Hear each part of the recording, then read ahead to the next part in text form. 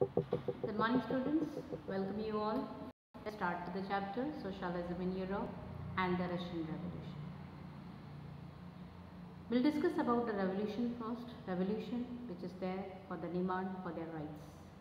History says thus we should have to do the revolution if our demands denied. So let's start with the next chapter, Revolution, Russian Revolution. Our ideas will be clear. Socialism in Europe and the Russian Revolution. With the help of socialists, the idea of socialism which spread in Russia, which brought a drastic change in the society. Let's see the idea of socialism, how it spread in Russia with the help of the Russian Revolution. Children, it's very important and you have to study it well. Very important topic, the Russian Revolution. If it is remembered to you, the French Revolution which brought changes in the society of France, will look after how Russian Revolution also brought the changes.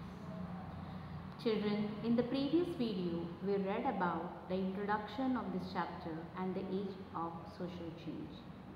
Today, we'll see in detail the Russian Revolution and afterwards we'll look after the February and October Revolution. We'll look after how global influences the Russian Revolution and even though to USSR. Let's start with the topic. Children, in the previous video, we read about that in society, three types of peoples were there. Conservatives with slow changes, liberal, those who were giving to property men weightage, and radicals to everyone following universal adult franchise. Liberal and radicals, with the help of socialists, they spread the idea of socialism in the society of Russia. Liberal and radicals. The February Revolution and the October Revolution. Through these two revolutions, we'll look after the detail what happened in Russia. These two revolutions is only called as Russian Revolution, February and October Revolution. February Revolution which ended up the power of dynastic rulers, whereas October Revolution with the help of the socialists, they spread the idea of nationalism. Let's start with the Russian Empire. Children, if we look after the Russian Empire 1914, from there the king Tsar Nicholas II, belonging from the Romanov family, leaded over there. 1914, remember 1914, Tsar Nicholas II, belonging from Romanov family. Let's start with the Russians' places. Russia's current day included Finland, where we are able to see Latvia, Lithuania, Estonia, part of Poland, Ukraine, Belarus, some other places till the Pacific Ocean, even though some of the places of Asian states also included in Russia under the leadership of Tsar. Catholic, Protestant, Muslims, Buddhist, these were minority group community belonging from Russia, and majority was there of the Russian Orthodox Christianity. Hope it is clear to you about the Russia, the king, the empire and the people belonging. When we discuss about the Russian Revolution, it is must to first we look after the previous picture and then we'll enter in the Russian Revolution. Let's start with economy and society. Previous, if we look after, the leading family was Bourbon family, and now we are going to talk about the Romanov family. Economy and society of Russian Revolution, where we'll look after that the Tsar Nicholas who was leading under that what was the condition of economy and the society of Russia. Let's start with the story of Russian Revolution. Economy and society, in that most of the people engaged in agriculture, 85% people involved in that. If I'll compare with Germany and France, in France 40% people engaged in agriculture, whereas 50% from Germany. As more percentage is there in Russia, the Russia was the one who was major exporter of the grains. Not only in agriculture, in industrial sector also it was leading. The industrial sector, St. Petersburg and Moscow, where we are able to see that These workers working in the form of social group, craftsmen and the workers. Expanded of railways, because of that industry expanded, and foreigners investments, which is very fruitful to increase the production. Where we look after, due to this, coal production doubled up and steel production quadrupled. Children, it's very important that number by 1900 was equal. Government guided these private factories that they should have to reduce the time and increase the wages. These people were working in the form of social group and skill. Skilled workers like metal workers, they need more training and more skills. Workers association with these two. Women were also participating. From workers association we comes to know that 31% of women's populations were there, but they were getting very low wages as compared to men. Their condition was very poor. Whether this division was there, they all came together, and from 1896 to 1902, they were demanding and they started to do the strike in the factories of textile and metals. Children will look after the countryside. Peasants cultivated most of the land, and the nobility, crown, orthodox church, they owned the large properties. Peasants divided themselves into workers and peasants and workers. They were so religious and deepest towards their work.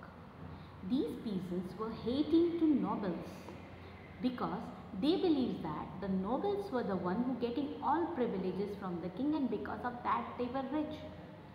So these peasants demanded that we want your land. When nobles denied to do this, peasants started to kill them. The murder process started in Russia. These nobles were here, they were running here and there. 1902 the process started, and from 1905 this killing process of nobles spread all over the Russia. These peasants started to do the division of their land as according to their individual families. Children will look up to the next topic, socialism in Russia. Before 1914, political parties were illegal. So we'll look after the social democratic workers were there with the respect and following the idea of Marx. They formed the organization, they set up newspapers, mobilized workers and organized workers party. Where these idealists were saying that peasants were naturally socialist. Why? Because they are fighting for their rights.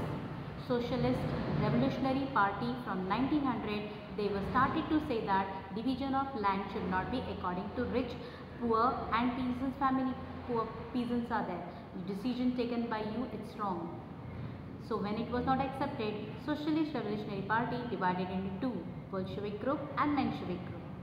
Bolshevik group led by Vladimir Lenin, where he restricted that only disciplined people will enter in Bolshevik.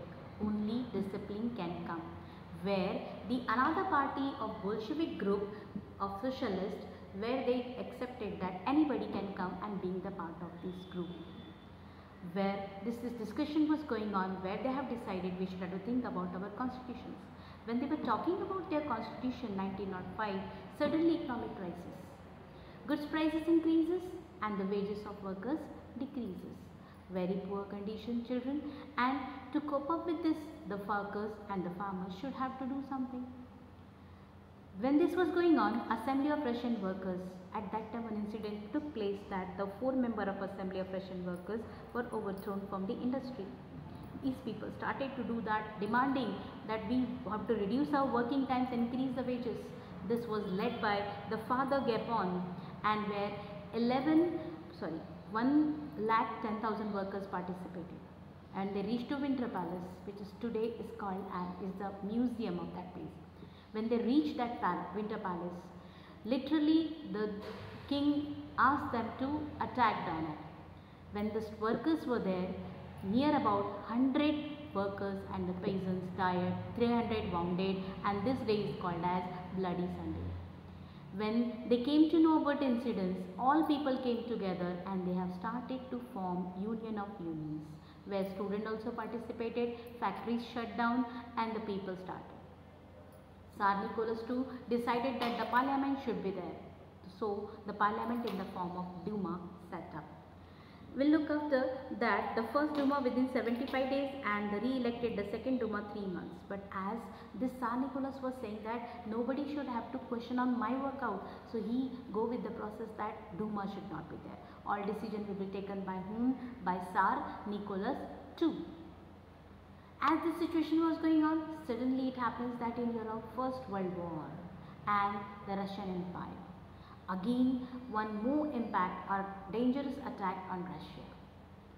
First World War. In First World War, two powers were there, two alliances were there. First alliance, Germany, Austria and Turkey, which is also called as Central Powers, where Central Powers, and second one is there, that is France, Britain, Russia, and this group is called as Allied Powers. Children, you should have to learn about these two powers.